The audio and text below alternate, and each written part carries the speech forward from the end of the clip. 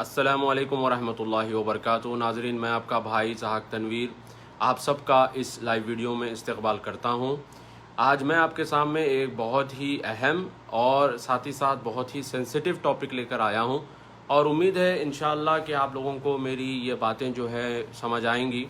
और ये दरअसल में ये टॉपिक बनाने का जो मुझे ख्याल आया, आपने देखा और हमने भी देखा कि रिसेंटली हैदराबाद में ख़ास तौर पर मुगलपुरा पर एक केस हुआ।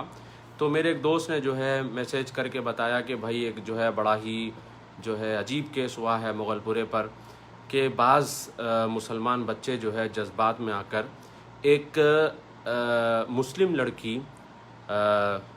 लड़की हिंदू लड़के के साथ जा रही थी। तो बाज़ मुसलमान बच्चों को ये देखकर जो है तैश आया, गुस्सा आया और फिर उन्होंने जो है उस लड़के को गाली गलौज की और मारपीट करना शुरू कर दिया। तो पुलिस वालों ने उन लड़कों को पकड़ लिया और फिर जेल में डाल दिया।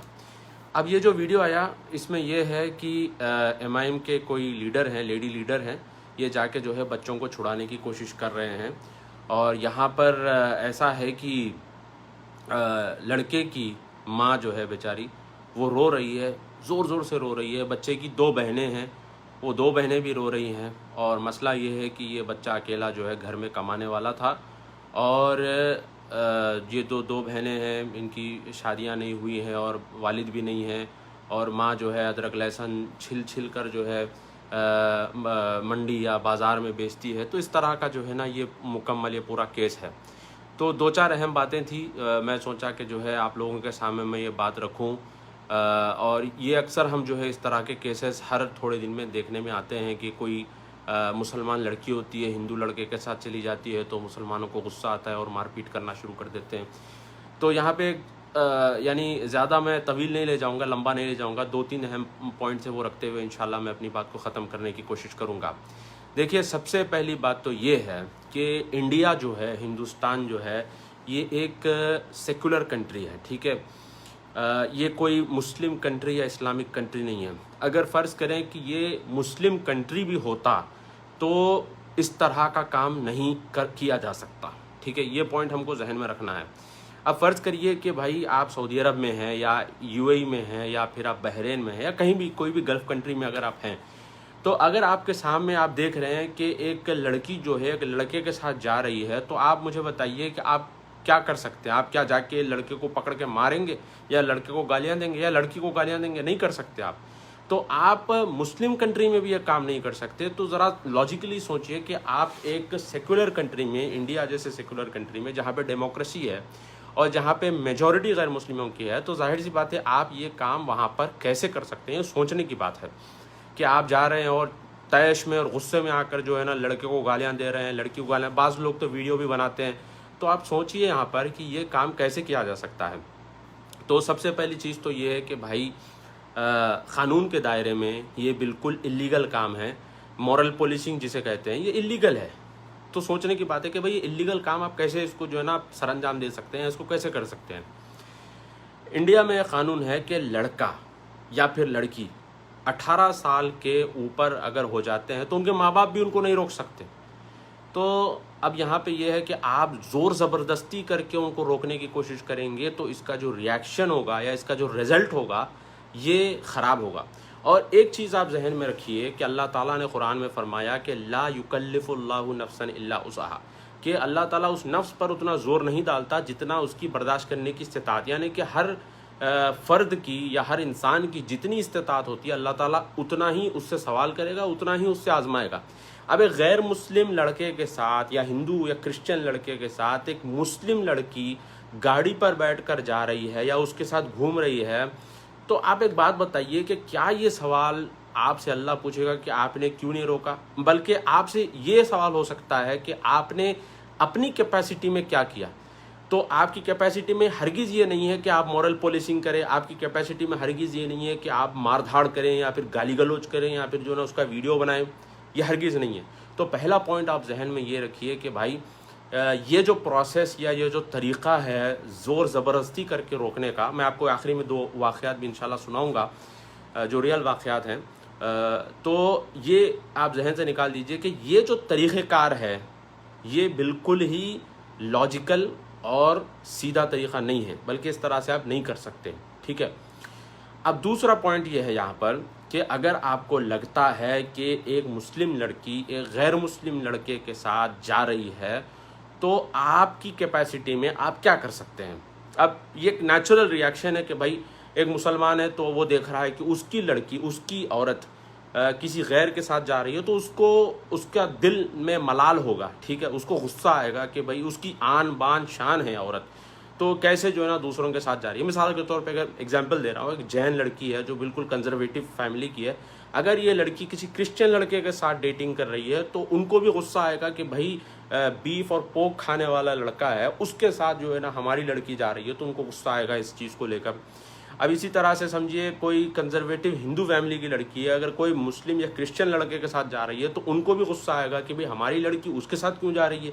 तो ये नेचुरल रिएक्शन होता है, मगर ये नेचुरल रिएक्शन को जो है समझदारी के साथ इसको डील करना पड़ता है। देखिए, मैं नेचुरल रिएक्शन इसलिए बोल रहा हूँ क्योंकि लोग जब मैट्रिमोनियल या फिर रिश्ते के लिए अखबार में ऐड देते हैं तो यही लिखते हैं ना कि ये गोत्र होना चाहिए, या फिर जो है ना ये कास्ट का होना चाहिए, ब्राह्मण होना चाहिए, या क्षत्रिय होना चाहिए, या वैष्णव उसका होना चाहिए।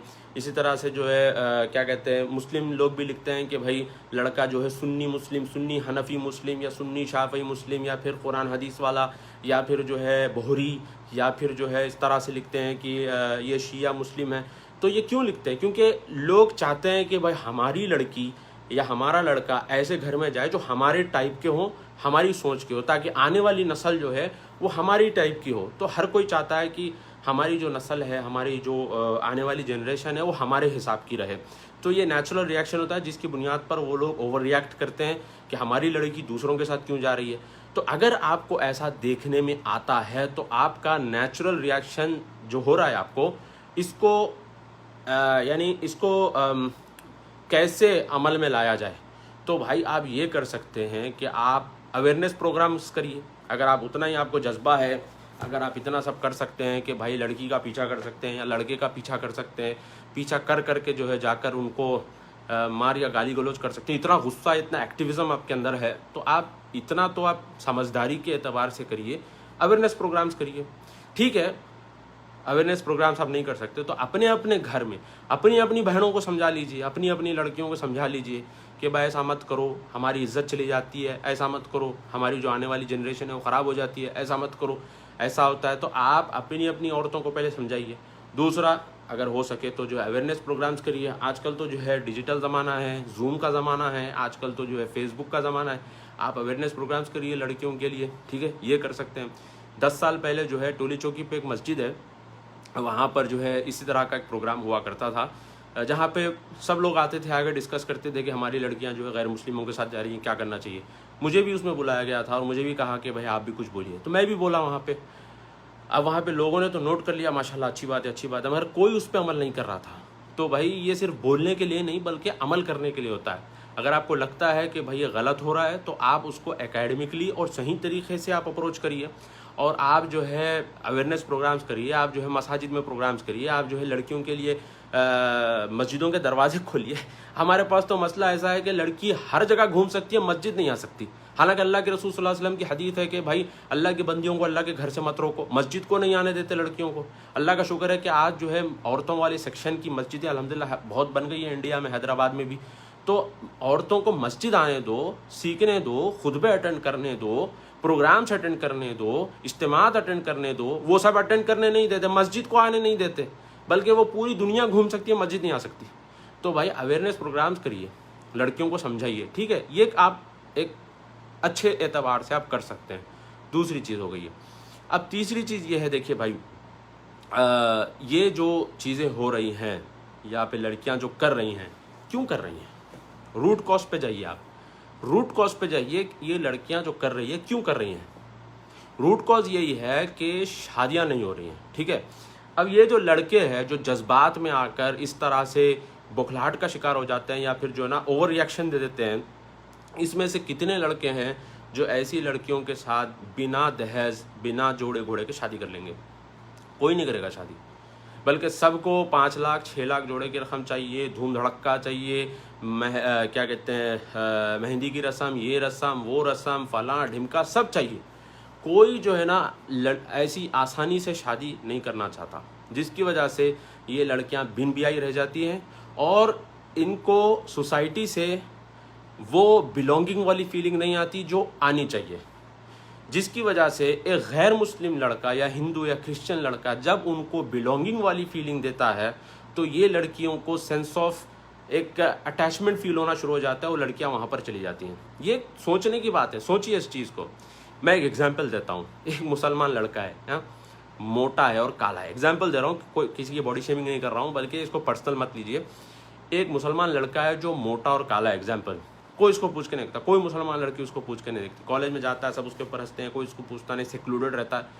अब इस सिचुएशन में अगर कोई गैर मुस्लिम लड़की, क्रिश्चियन या हिंदू लड़की उसको हाई करके मिलती है और फिर जो है उसको चॉकलेट ला के देती है या फिर उसके साथ हंस बोल के बात करती है, तो उस लड़के को सेंस ऑफ बिलोंगिंग होना शुरू हो जाता है, अटैचमेंट होना शुरू हो जाता है। उसको लगता है कि भाई मेरी कम्युनिटी ने मुझे भाव नहीं दिया, बल्कि दूसरी कम्युनिटी इतना मुझे जो है चाह रही है लड़की, तो उस तरफ चला जाता है। तो लड़कियों का भी यही हाल है। तो मुसलमान लड़कियां जो बिन ब्याही घरों में बैठी हुई हैं, जिनका कोई पुरसाने हाल नहीं है, दहेज की वजह से इनकी शादियां नहीं हो रही हैं, लॉकडाउन की वजह से तो भाई घर चलना मुश्किल है लोगों का, तो ऐसी हालत में अगर कोई गैर मुस्लिम लड़का ऐसी लड़कियों को आकर बोलता है कि मैं गाड़ी पे तुमको वहाँ छोड़ दूंगा, चलो मैं तुमको कुछ खिला दूंगा, तो ये लड़कियों की जो साइकोलॉजी है, इनके अंदर ये सेंस ऑफ बिलोंगिंग होना शुरू हो जाता है और ये लड़कियाँ जो है ना ऑटोमेटिक उस तरफ जो है माइल होना शुरू हो जाती हैं। तो प्रॉब्लम कहाँ है, रूट कॉज कहाँ है? रूट कॉज मार धाड़ या गाली गलौज में नहीं है। रूट कॉज हम लड़की भाग गई, लड़की भाग गई,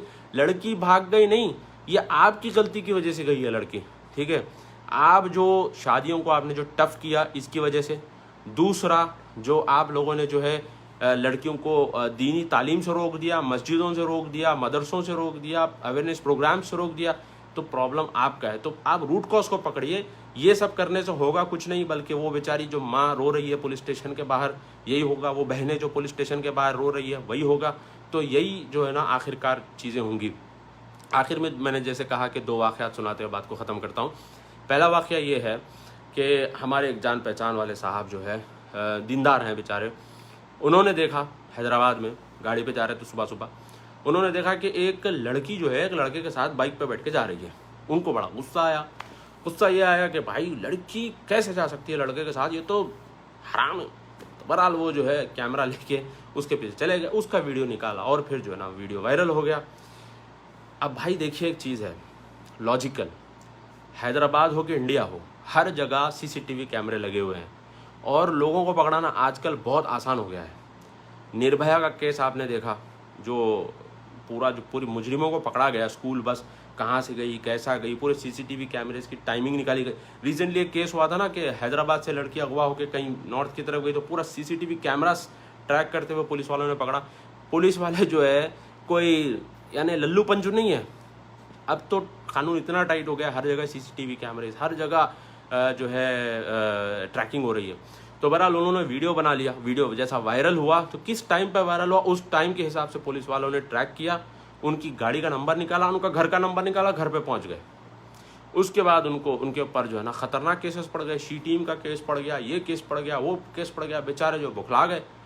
तो उनकी किस्मत अच्छी थी, उनके साथ उनके बड़ों की दुआएं थी, अल्लाह ताला जो है ना उनका रास्ता खोल दिया, बेचारे बच गए। मगर भाई ये बेवकूफ़ हरकत है। क्यों बेवकूफ़ हरकत है? आपको लग रहा है कि भाई उन्होंने बड़ा अच्छा काम किया, अच्छा काम नहीं है। आपको ओवर रिएक्शन नहीं देना है कोई भी चीज़ में। आपको समझना है कि आपकी कैपेसिटी कितनी है, आप अपनी कैपेसिटी के हिसाब से काम करिए। जितनी कैपेसिटी उतना काम करिए, उतना ही सवाल आपसे होगा, ठीक है। तो ये एक चीज़ हो गई। तो ये गलती से ये वाक़े से हमको सीखना है। दूसरा अत्तापुर के ऊपर हुआ था एक वाक़या। इसमें क्या हुआ था कि बिहार का कपल था, तो औरत बीवी बुर्का पहन के बैठी हुई थी और हस्बैंड जो है थोड़ा सा बेचारा सांवला था। तो वो अब जाहिर सी बात है, सांवले जो है हैदराबाद के जो मुसलमान हैं इनका रंग सांवला बहुत कम ही होता है। तो बहरहाल वो बेचारा थोड़ा सा सांवला था। तो गाड़ी उसको कंपनी से मिली थी, तो गाड़ी के ऊपर जो वो माता वाला रिब्बन जो होता है, वो माता वाला रिब्बन बना हुआ था। तो रिब्बन बना हुआ था, वहाँ से गुजर रहा था, मुसलमानों ने देखा, उनको लगा कि भाई मुसलमान लड़की जो है गैर मुस्लिम के साथ बैठ के जा रही है। गाड़ी को रोक दिया, गाड़ी को रोक के जो है मार धाड़ गाली गलौज करना शुरू कर दिया। वो लड़का बोल रहा है भाई मैं मुसलमान हूँ, भाई मैं मुसलमान हूँ। लड़की बोल रही है मेरे हस्बैंड है, सुन नहीं रहे, अबे तू कैसा ले जा, तेरी माँ, गाली गलौज कर रहे हैं। अब उसके बाद जो है वो लड़के ने अपना आधार निकाला, बताया भाई मैं मुसलमान हूँ। उसके बाद जो है उसने पुलिस को फ़ोन किया। जैसे उसने पुलिस को फ़ोन किया, ये सारे मुजाहिद हजरात जो आए थे वहाँ पे जज्बात में पूरे गलियों में इधर उधर सरक गए। तो पॉइंट यहाँ पे ये है कि ये फजूल का जज्बात में आना नहीं है। अगर आपको वाकई में लगता है गलत है तो आप रूट कॉज पकड़िए, रूट कॉज को दुरुस्त करने की कोशिश करिए, और आप जो है सीधे तरीके से जाइए। ये टेढ़े मेढ़े तरीक़ों से जाने की ज़रूरत नहीं है। हाँ, हो सकता है एक दोस्त में से आपको चढ़ा देंगे, चलो ओपन कर देंगे ऐसा काम वैसा काम, और वो जो चढ़ाएंगे ना वो सबसे पहले पतली गली से निकल जाएंगे। और बहुत सारे ऐसे आपके अतराफ़ में दीवार पे की बिल्लियाँ हैं, और मैंने भी तजुर्बे किए अपनी लाइफ में। बहुत सारे ऐसी दीवार पे की बिल्लियाँ आएंगी, भाई इसके ऊपर बोलो, भाई उसके ऊपर बोलो, भाई उसको गिन दो, भाई इसको गाली दो, बोलेंगे मगर खुद नहीं करेंगे। ठीक है, तो ऐसे लोगों की बातों में भी नहीं आने का है। आपको लगता है गलत है तो आप अपनी कैपेसिटी के हिसाब से जो सीधे तरीके से कर सकते हैं वो करिए, टेढ़े मेढ़े तरीके से मत करिए। तो इधर भी जो है जैसे ये हुआ, आपने देखा कि जो है हमारे हैदराबाद के अबू अमल साहब जो है क्लैरिफिकेशन लाए थे बीच में। एक मेरे ख्याल से हज्जाम था कोई था, बहरहाल नो मुस्लिम था, रिवर्ट था, यानी कि हिंदू से मुसलमान हुआ था एक बंदा, एक आदमी, उसकी शादी एक मुसलमान लड़की से हुई थी। तो सबने सोशल मीडिया पे फैला दिया कि जो है ना मुसलमान लड़की हिंदू के साथ भाग गई। वो बेचारा जो है बाद में हमारे अल्लाह जो है अबू अहमद साहब को अच्छा रखो, उन्होंने जो है आके क्लैरिफिकेशन वो बंदे का वीडियो लिया लेके और फ़ोटो भी डाली कि भाई ये बंदा गैर मुस्लिम नहीं मुसलमान है। तो भाई देखिए, लड़की लड़के के साथ अगर बैठ के जा रही है तो हो सकता है कि वो उसका कुछ भी हो सकता है, मतलब उसका भाई भी हो सकता है, उसका हस्बैंड भी हो सकता है, उसका फियांसे भी हो सकता है, कोई भी हो सकता है भाई। और नन ऑफ और बिजनेस, ये हमारा काम नहीं है कि भाई आप एक एक गली में जो जा रहा है उसको पकड़ पकड़ के देखोगे किसके साथ जा रहा है, किसके साथ जा रही है। भाई आप ईरान में नहीं है जहाँ पे जो है आप एक एक को पकड़ पकड़ के जो है ना डंडे मारो, या फिर जो है ना लड़कियों को पकड़ पकड़ के पूछो कि तू कौन है, तू कहाँ जा रही है, तू ये क्यों कर रही है, तो वो क्यों कर रही है। भाई आप जो है एक सेक्युलर कंट्री में है तो जाहिर सी बात है कि आपको उस हिसाब से रहना है। ठीक है, तो बहरहाल ये चंद पॉइंट्स थे। और आखिरी बात मैं आप लोगों को बताना ज़रूरी समझता हूँ वो ये है, और जहन में रखिए मेरी आखिरी बात जो है, देखिए सोशल मीडिया आज आपके हमारे पास आ गया है, इसका मतलब ये नहीं है कि हम हर एक की इज्जत जो है सोशल मीडिया के ऊपर उछालें। ठीक है, लड़की अगर गलत काम कर रही है, जाइए उसके घर वालों को बोलिए, उसके पेरेंट्स को बोलिए, या फिर उसके भाइयों को बोलिए, मगर आप उसकी वीडियो लेकर सोशल मीडिया पे डाल रहे हैं सिर्फ इस जज्बे से कि भाई मैं जो ना बड़ा मुजाहिदाना काम कर रहा हूँ, लड़की जो है ना शर्म के हमारे एक गंदा काम छोड़ देगी, ये गुनाह वो लड़की कर रही है, उससे बड़ा गुनाह आप कर रहे हैं, उससे बड़ा गुनाह आप कर रहे हैं। क्यों? क्योंकि आप वो लड़की की इज्जत जो है सोशल मीडिया पर उछाल रहे हो। हो सकता है लड़की जो है ना नादानी में कर रही है, हो सकता है जहालत में कर रही है, हो सकता है उसको पता नहीं है।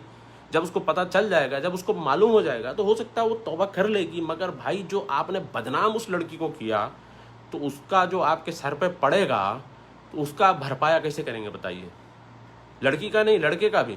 ये जो हमारे गली रिपोर्टरों से इतनी नफरत हो गई, अल्लाह इनको हिदायत दे। मैं तो सोच रहा हूँ कि भाई ट्विटर पे जो है हमारे इंडिया के होम मिनिस्ट्री और सबको जो है मैं ट्वीट करूँ, सबको बताऊँ कि भाई ये गली रिपोर्टरों के ऊपर जो है ना थोड़ा सा लगाम लगाओ। ये क्या कर रहे हैं? उसकी शादी हो गई, उसका तलाक हो गया, इसका ये हो गया, उसका वो हो गया, इसका रेप हो गया, उसका वो हो गया, हर एक का वीडियो, हर एक का डिस्कशन सोशल मीडिया के ऊपर, यूट्यूब के ऊपर। क्यों? इनको बेचारों को पैसे कमाने, 500 इधर से मिल गए, 100 उधर से मिल गए, 200 उधर से मिल गए, 250 उधर से मिल गए। ये 200, 250, 500, 50 की चक्कर में लोगों की जो इज्जतों के साथ ये लोग खेल रहे हैं, ये बड़ा खतरनाक मसला है। ठीक है, तो भाई ये लड़की हो या लड़का हो, इस तरह से इनकी इज्जतें सोशल मीडिया के ऊपर उछालना ये सही नहीं है। ठीक है, लोग करते हैं गुनाह, ठीक है, पहले भी लोग करते थे, आज भी लोग करते हैं और क़यामत तक लोग करते रहेंगे। और ऐसे लोगों को डील करने का एक हमारे पास इस्लाम में एक प्रोसेस बताया गया है। इस तरह से उनकी इज्जतों को छाल कर, उनको अटैक करके, उनको गाली गलौज करके, ये इस तरह से नहीं हो सकता। तो बहरहाल ये चंद पॉइंट्स थे जो मैं आपके सामने लेकर आया था। मैं सोच रहा हूँ कि कमेंट्स पढूं, मगर कमेंट्स पढ़ूंगा तो जो है वीडियो काफ़ी लंबा हो जाएगा, तो थोड़े बहुत कमेंट्स पढ़ लेता हूँ, फिर उसके बाद इंशाल्लाह मैं अपनी बात को ख़त्म कर देता हूँ। आफ्ताब आलम साहब अस्सलाम वालेकुम। वालेकुम सलाम। मुशीर अहमद कर रहे हैं अस्सलाम वालेकुम। अब्दुल जब्बार अस्सलाम वालेकुम। वालेकुम सलाम। आफ्ताब आलम जज़ाकल्लाह खैर व अहसनल जज़ा। बहुत बहुत शुक्रिया भाइयों कि आप लोगों ने जो है वक्त निकाल कर आपने ये वीडियो देखा है। हमारे अलीम शरीफ साहब कह रहे हैं कि लाइट लो तन्नू भाई, आगे बहुत कुछ होने वाला है, इस पे तवज्जो दो। अच्छा आगे बहुत कुछ होने वाला है। खैर अल्लाह जो है खैर का मामला करे सबके साथ। इमरान मोहम्मद साहब कह रहे हैं लोग इमोशनल सोशल रिस्पॉन्सिबिलिटी को तलवार के जैसा इस्तेमाल करें। देखिए सोशल रिस्पॉन्सिबिलिटी सबके ऊपर है, ठीक है, आपके ऊपर हमारे ऊपर है, मगर उसका भी एक तरीक़ाकार होता है, ठीक है, उसका एक प्रोसेस है, उसका एक तरीक़ा है, तो उस हिसाब से आपको जाना है। जज्बात में आ रहे हैं और जो ओवर रिएक्शन दे रहे हैं, इससे फ़ायदा कम और नुकसान ज़्यादा है। बहरहाल बहुत बहुत शुक्रिया दोस्तों, आप लोगों ने वक्त निकाल कर वीडियो देखा है। इंशाल्लाह बहुत सारे कमेंट्स आ रहे हैं, फिर कभी इंशाल्लाह पढ़ के मैं जवाब दूंगा। फ़िलहाल के लिए अस्सलामु अलैकुम व रहमतुल्लाहि व बरकातुहू।